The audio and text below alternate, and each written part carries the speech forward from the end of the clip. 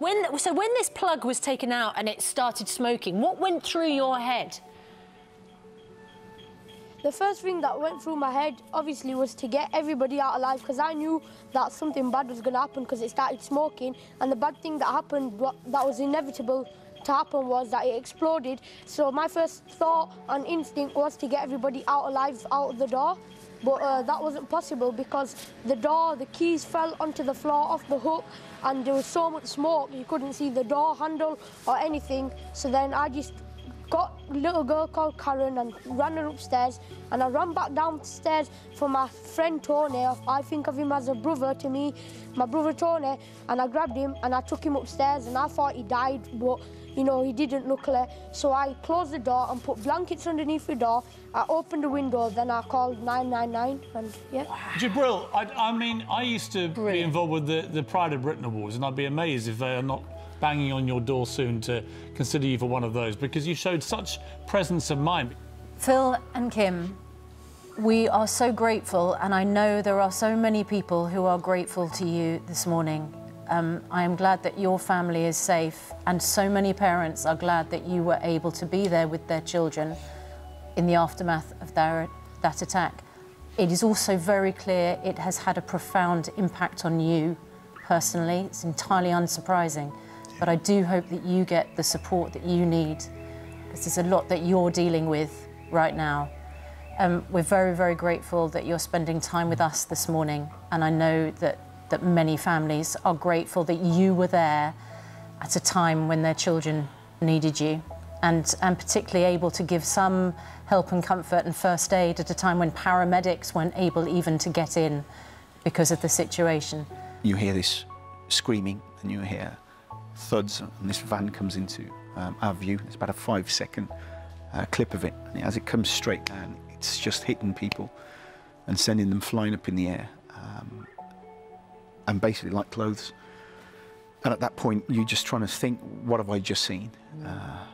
But straight away, I knew that what happened. This was a terrorist attack, and I knew I had to do something. I didn't know what, but I had to do something.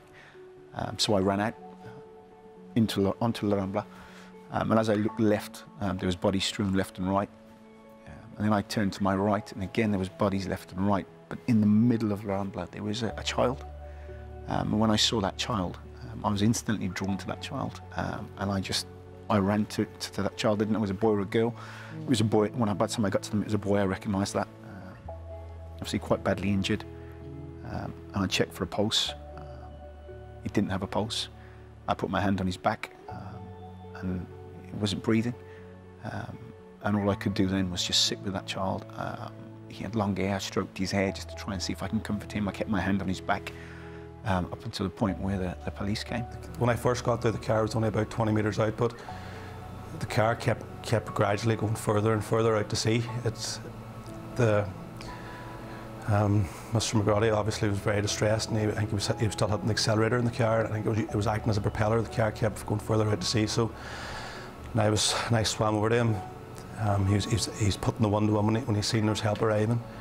When he put the window on, he sat out on the ledge, and he said, I shouted, please, everybody get out of the car. Everybody has to get out of the car. The car's going to sink.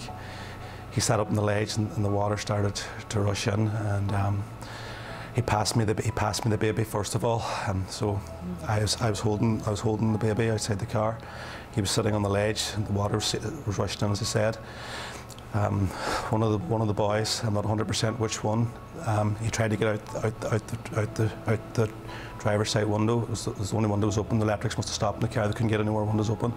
So I grabbed his hand. I tried to get him also, but then this all happened in seconds. I had the baby, and I was kicking my legs, and I was trying to pull the kid out as well. And next thing, the water just rushed in, and the father got back in the car, and he looked at me, and he just said, "Save the baby." Next thing, gone. The car just disappeared, and you know, the suction of the car going down. I struggled massively to get back from the surge of water, and then I just made sure I kept the baby's head above water, and I just swam back to shore.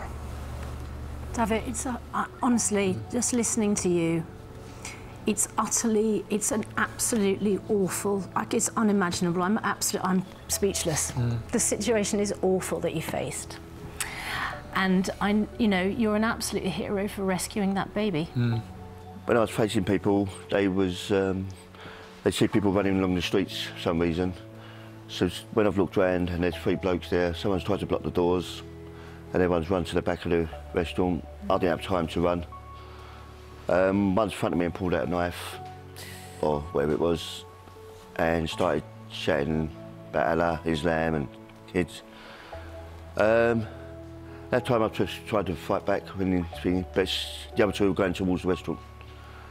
So as I maybe might have been doing so well on one bloke, the other 2 have come back and helped him. And I had 3 of them around me. So the other 2, as one was tackling you, the other 2 were diverted to try and get to where families and kids, yeah, wherever they could. And kill as many as they could. Probably would have but done. Because you were putting up a fight with the first one, they came back. Come back, and 3 of them were attacking me. And then you've got these 3 armed, crazed jihadis basically trying to kill you. Yeah. How lucky I am to be here to talk to you. I don't know. I mean, you say lucky. I mean, what's extraordinary about this, Roy? The reason we really wanted you to come in and to talk to you properly again, it's an act of extraordinary heroism. I mean, I just don't know anybody. I don't know anybody who faced in that situation would stand and face these 3 guys. Maybe next time, maybe I might do something different. Maybe not. It's an instant reaction, and the genuine runs into you.